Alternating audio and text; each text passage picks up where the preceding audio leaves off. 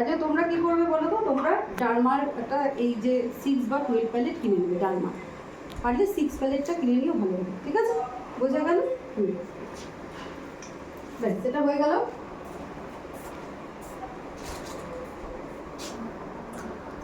আচ্ছা, এবারে এখন আমরা কি করব, তোমরা ডার্মার 6 প্যালেটটা কিনতে পারো।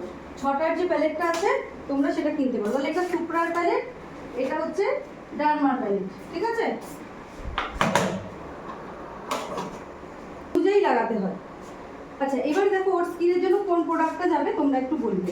ঠিক আছে, এটাও তুমি পারলে সামনে থেকে এসে ভিডিও করতে পারো।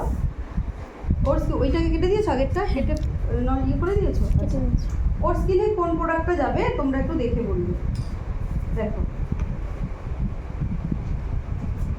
আমি একে সব লাগিয়ে নিই, তারপরে বলো। হ্যাঁ,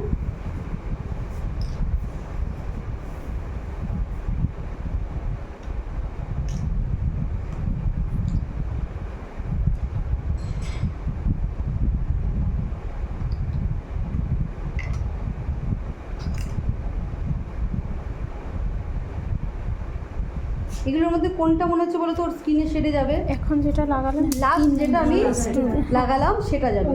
তাহলে বুঝতে পেরেছো, যখন আমরা প্রোডাক্ট বুঝতে পারবো না যে কোনটা লাগাতে হবে, তখন আমরা কি করব, তখন আমরা বুঝে নেব একটু লাগিয়ে, গলার এখানটা একটু করে প্রোডাক্ট লাগিয়ে দেখে নেবে। এটা না শেড শেখানো যায় না কাউকে, যে আমি কী শেড লাগাবো, এটা কোনোদিন শেখানো যায় না। বুঝতে পারলে? যে অনেকেই আমাদের প্রশ্ন করে যে এই স্কিনে কী লাগাবো, ওটা করা যায় না। এই জন্য আমরা প্রোডাক্ট লাগিয়ে দেখবো, এটা হচ্ছে একটা নলেজ। আর আরেকটা কি, একটা আমি ফেয়ার শেড রাখবো, আর একটা হচ্ছে আমি ডার্ক শেড বা মিডিয়াম শেড রাখবো। দুটোকে আমি মিক্সিং করে এই টোন ক্রিয়েট করতে পারি। বোঝা গেল? তাহলে এখন এইটা বুঝতে পারলে, তাহলে এইটাকে আমি কী করবো, এরকমভাবে লাগিয়ে দেখছি। দেখো, এটাই কিন্তু আমার স্কিনের এক্স্যাক্ট শেড হলো।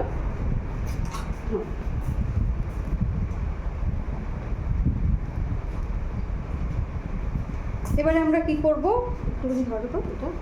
তাহলে আমি কোনটা দেখলাম ওর এক্স্যাক্ট শেড, শেডের নামটা কি আছে,